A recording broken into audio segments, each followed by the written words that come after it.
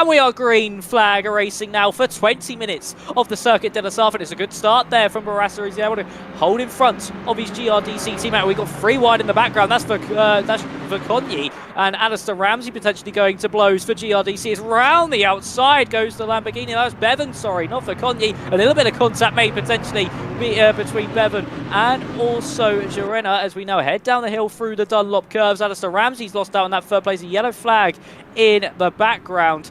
But it is, of course, a brilliant start there for Bevan, who's been able to move himself up into third. Now down the Mulsanne straight. Alistair Ramsey potentially having to go back at Bevan into the first of the Mulsanne chicanes. Who's got to come out on top in that scrap for Konyi to the inside in his Lamborghini. Can he pull this one off? He would love to do so around the outside now through the second part. Goes a little bit off the circuit, has to just rejoin somewhat in front of the BMW, but they're still hustling side by side. Ramsey wasn't able to get past on Bevan as we head down into the second chicane down this Mulsanne straight. And for Konyi, still squabbling away, but he will have that optimal inside line for the second part of the next chicane. Yeah, and also I think we've got Alistair Ramsey trying to make a move here on Alfie Bevan. There's a little bit of door banging going on. And Alfie Bevan keeps their position. I mean, I've never seen so many cars in one of our streams before.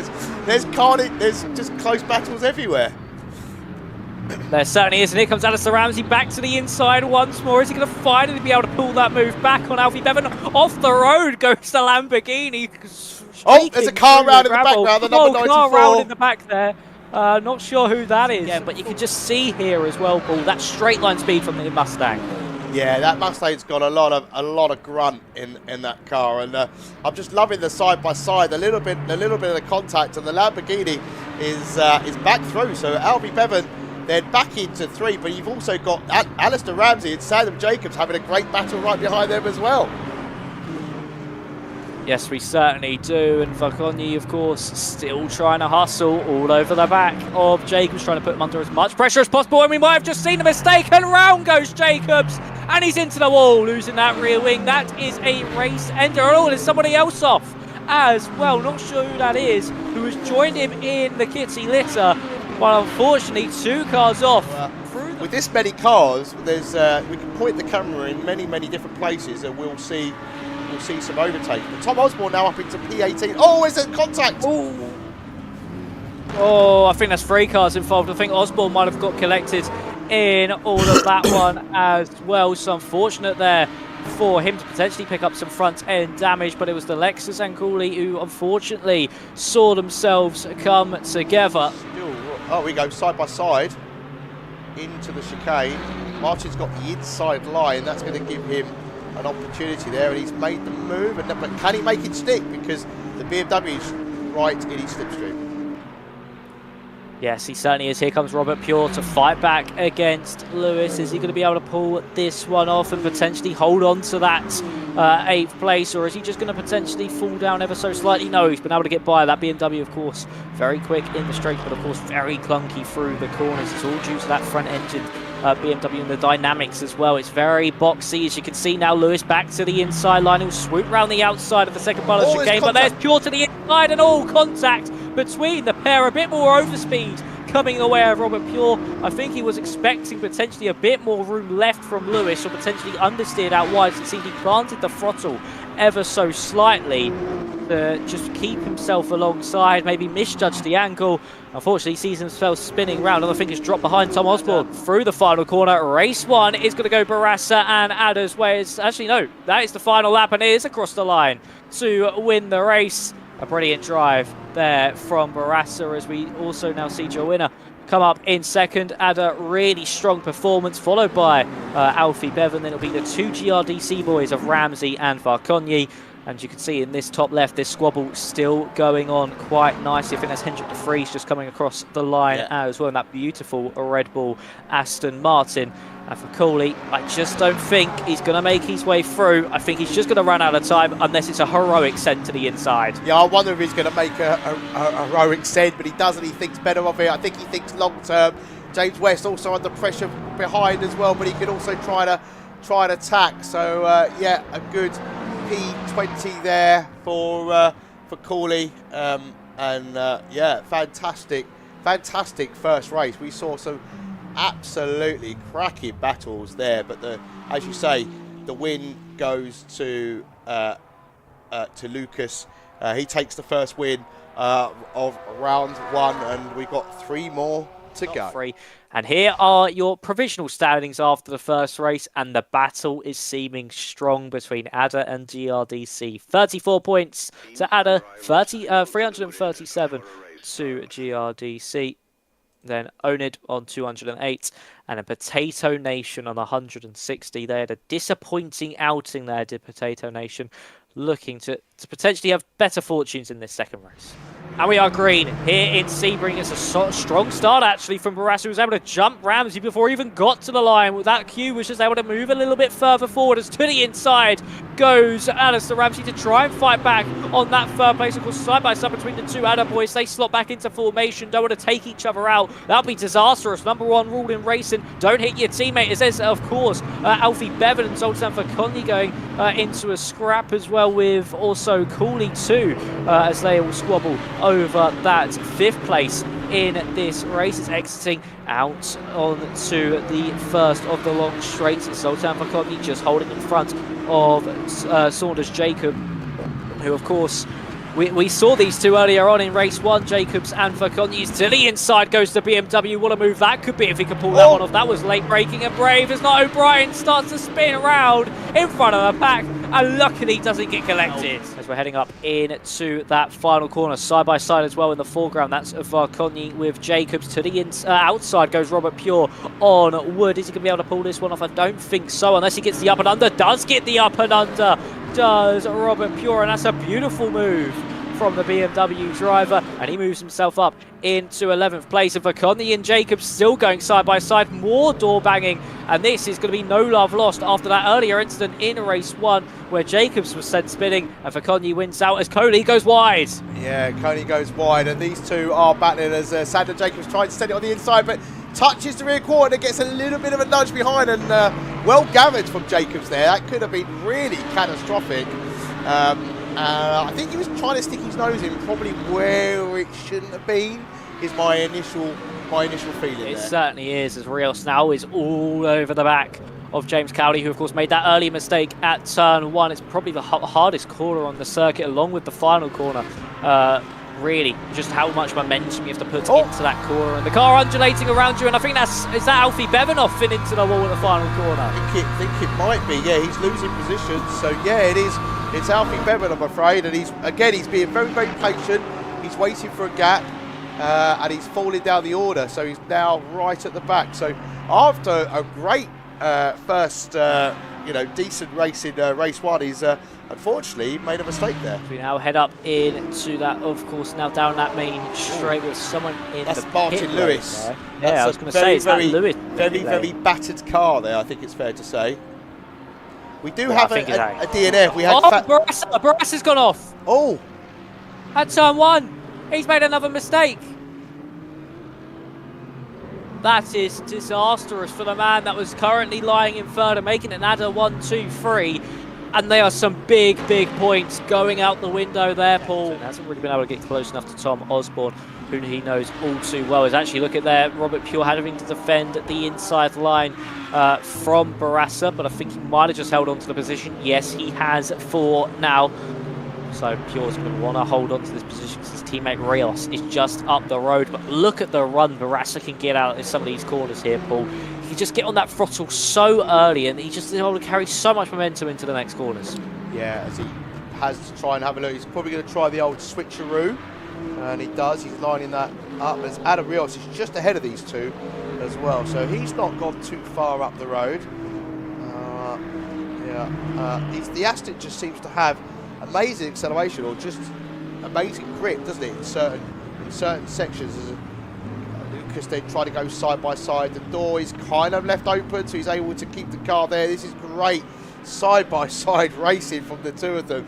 I always say it takes two to tango, right, Max? You know, it's very drivers are very quick to blame each other, but you've also got to leave each other room, and that's how racing works, right? He has now moved himself of course, trying to move himself past Robert Pure. And you can just see how aggressively Pure's defending that inside line now against the Aston Martin. It's such a nimble car through the corners as well. Is that Aston Martin very light, very easy to just chuck around, and you can see the bumps just trying to dislodge ever so slightly Lucas Barassa there from Robert Pure, just forcing him to that bumpier outside line, but still nothing being made. And for Barassa, he's going to have to sit behind once more as we head into turn one. This is where we saw that first opportunity arise for the Aston Martin, where the BMW's not able to get a good run. He certainly is. It's going to look to the inside line. Pure's not going to defend it. And Barassa to the inside, late on the brakes. And he's going to surely move himself up into ninth. I think they're still ever so slightly side by side, but into this left-hander. The natural understeer favours Lucas Barassa. He is just like his teammate Lucas in race one, took that pole position and never looked back. Mark Jawinner is going to do the same thing here, and once again it's going to be ADRR domination at the front of the field. Another 1-2 to their name, and for Jawinner, he takes the second race here at Sebring as he crosses the line to take the checkered flag. It was Tom Osborne in second, Zoltan Verkonyi picks up his first podium of the evening in third. Then it's Alistair Ramsey in fourth, but for ADRR once more here, Paul, they take another 1-2. This time it's Jawinner from Osborne, but this is exactly how they want to keep going in the evening in an event that they run. Yes, indeed. And it is still super close between ADRR and GRDC. 693 to ADRR, GRDC with 619.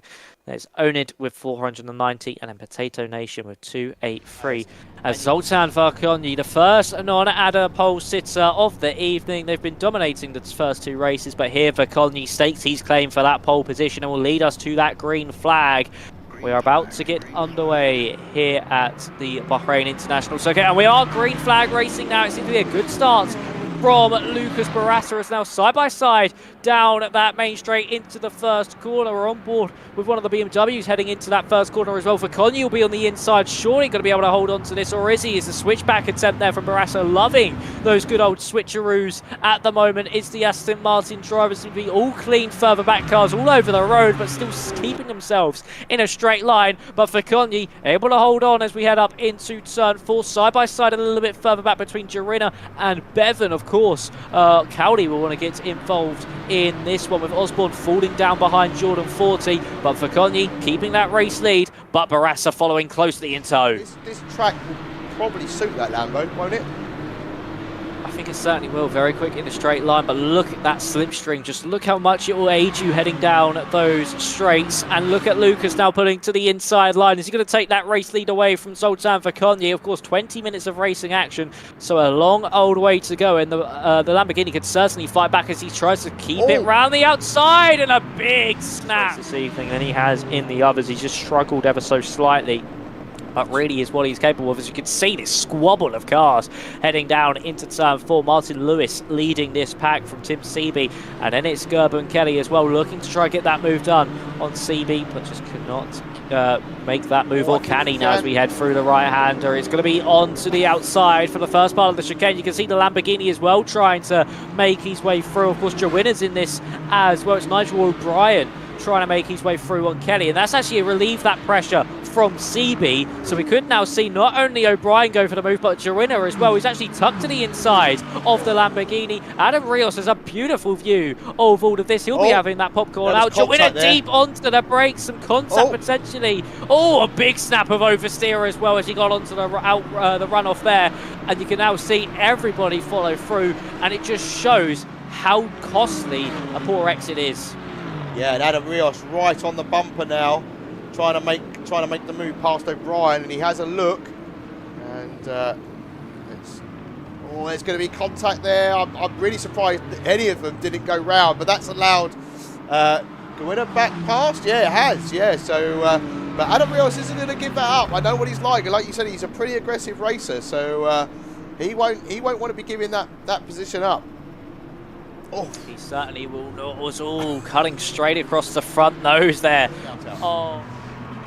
Yeah, this has been quite a good performance so far from him. It's actually got Alistair Ramsey looking to the inside into turn four, so moving up to BA. Ramsey nearly into his teammate of Robert Pure, and that's allowed Ben Brown back through. Brilliant avoiding action, to be fair, as well, from Ramsey to make sure no dire circumstances were coming out of that one. And if you just manage them in the first the first phase of the race, about the first opening 10 minutes, that second 10 minutes, you can have a proper charge. As that's someone going wide. I think that was Martin Lewis going wide, allowing Gerben Kelly and also CB through as he moves himself up into 15th. Does Kelly, and Lewis drops to 16th, so it was him, and that's now the winner, potentially all over the back of him as we head down that main straight. De Vries now looking for a move on Nigel O'Brien. If he's able to force O'Brien wide, this might allow, of course, Adam Rios to follow him through as they try now get a good run against the Lamborghini. No move being made from Gerben Kelly, and it's De Vries going to be able to get past O'Brien up the hill. Yeah, is he? This is, I mean, we've got great battles going on everywhere, and yeah, Henrik then having another little look on the inside.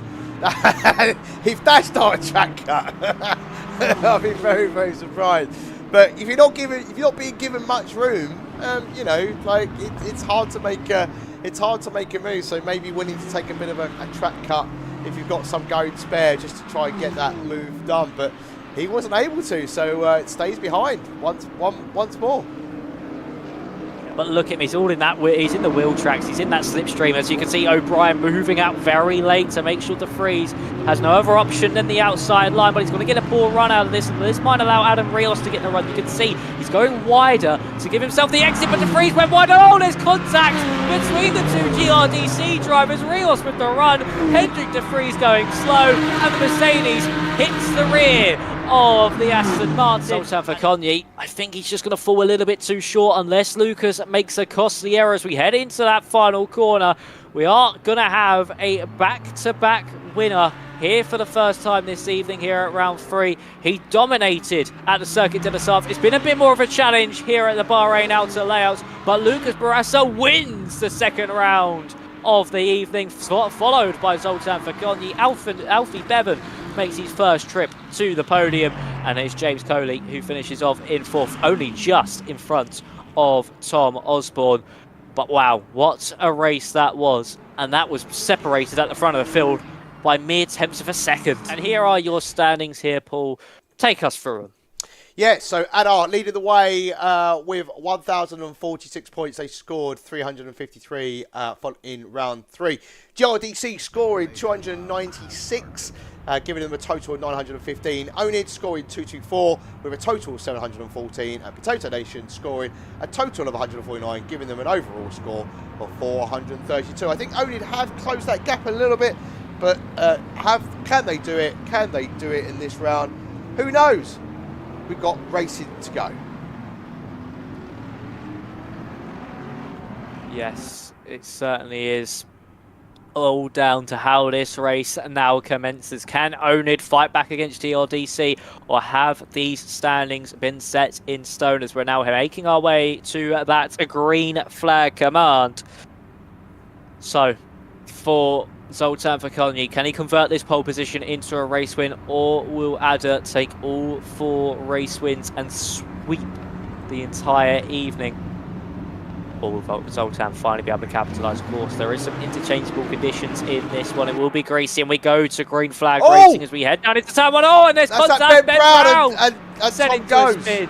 Oh, and it's a huge smash down that front straightaway. As you can see, cars all over the road. It's a Ferrari, a Corvette in the background as well. As you can see, Zoltan Verkonyi able to keep that position ahead of Lucas Bassa. As you can see, oh, look at that, all in the background, stricken cars everywhere. And that was a monumental collision. And now we actually see, I think that's Alfie Bevan, your winner, and also Cowley now going into somewhat of a scrap. Also Tom Osborne getting involved in this one. Round the outside goes Bevan, and that's allowed Osborne to get the switch back on the pair of them. What a move that is from the young Brit, if he's able to pull that one off. Osborne trying to make his way through now up into that 4th place, but I just don't think he'll have the run against the Aston Martin. Of course, it will favour the Aston Martin and also the Lamborghini as well, who looks to the inside of Joanna. There could be some contact. There is some contact. The Lamborghini into the side of the Aston Martin, and the Aston Martin set into a spin in this round. Joanna round once again, and he falls down the field.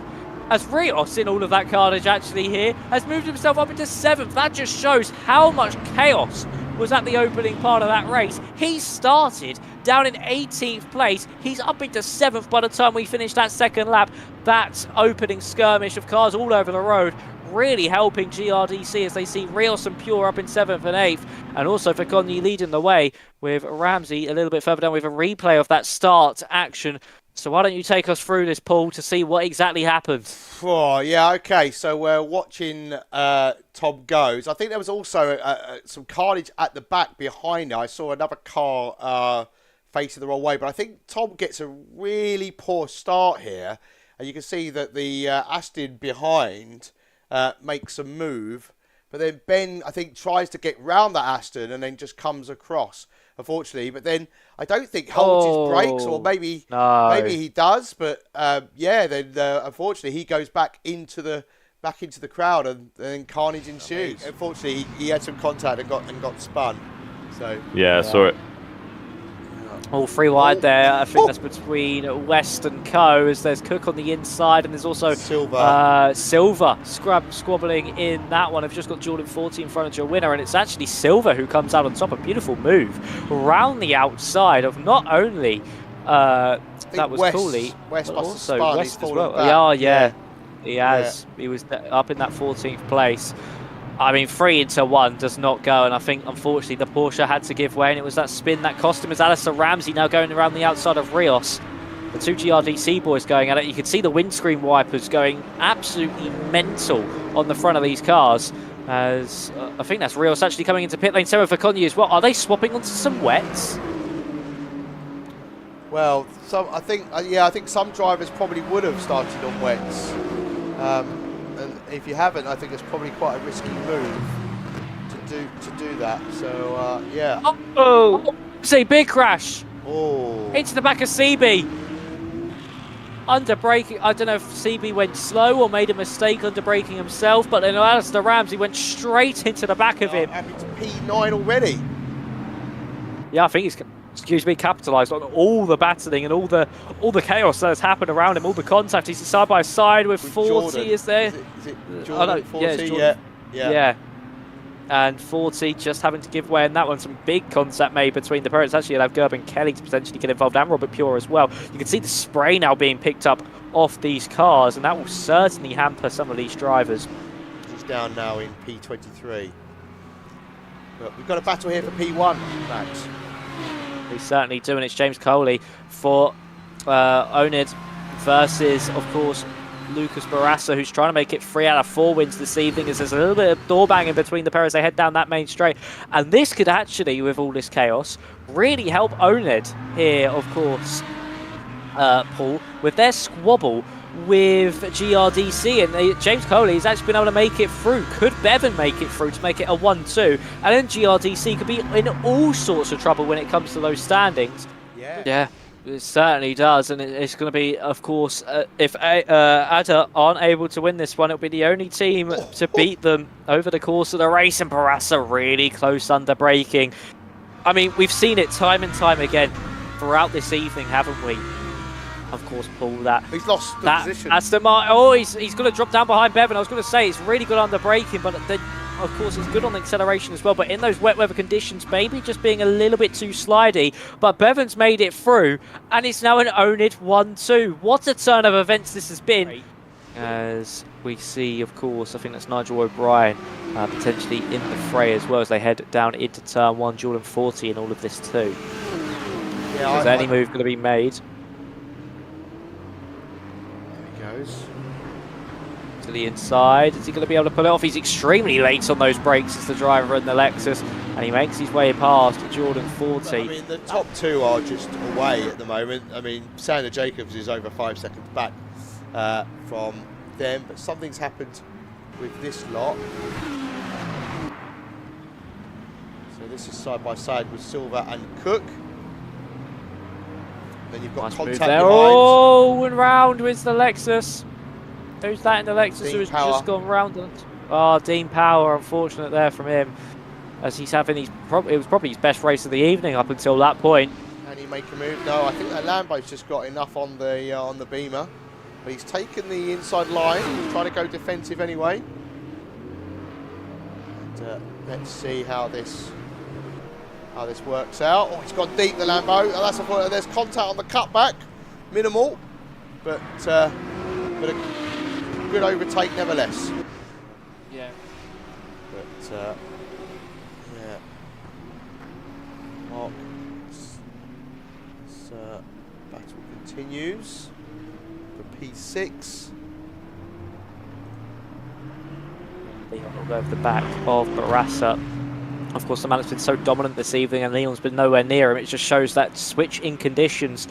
And it really does show that ONID certainly do own these wet weather races, because they've got a 1-2, and some of the drivers that have been down battling for those lower 10s points, 10s positions, so I say, the likes of Leon, and also I think Dave Wood has been quite low down the order. Have seen themselves at the front, near the top of this order, and they've been really strong. And look at this, Barassa, who we thought potentially, if you told us this at the start of the evening, you would have thought, what, no way this is going to be happening. But it just shows how these conditions shake things up.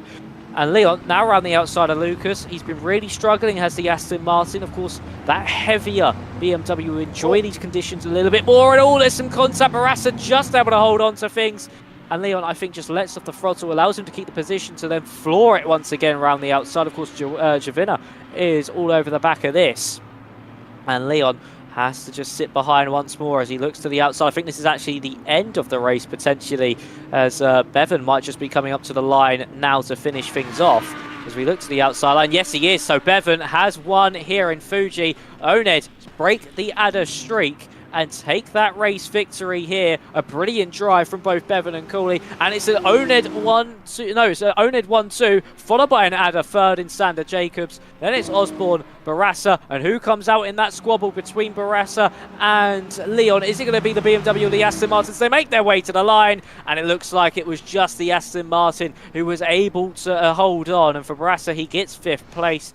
Yeah, so Adder winning the first Gridmasters event with a total of 1,369, and scoring a total of 323 in round 4. GRDC taking the second spot with 1,146, scoring 231 points. ONID taking the bottom step of the podium, scoring 291, giving them a grand total of 1,005. And then we have in 4th Potato Nation, scoring 163 points, with a grand total of 595. So, yeah, I think it's fair to say Potato Nation might need to do some practice for next time. A bit of a gap there between the rest and themselves, but yeah, I hope they've all thoroughly. I hope everybody enjoyed the event. I've definitely enjoyed it, broadcasting and commentating along yourself, Max, and it's been an absolute pleasure. Yes, so ladies and gentlemen, thank you all for joining us. It has been an absolute pleasure to be here for the first ADRR Gridmasters event, and yeah, thank you to all the teams as well for turning up and putting on a show and putting in their teams of drivers. And thank you all watching at home as well. Wouldn't be possible without you guys watching. There'll be no point of a stream. So thank you for you guys too. But make sure you stick around here with ADRR, of course. We've got Flat Out Thursdays making a return ever so shortly for Season 3. We've also got the AEC Endurance. That should be starting up ever so shortly as well. And then also, make sure you check out our shop online, our website, where you can get all these magnificent T-shirts for quite a nice price. There's mugs too, and socks. Oh, and there's mugs. Mugs and socks as well. Yeah. What more do you need?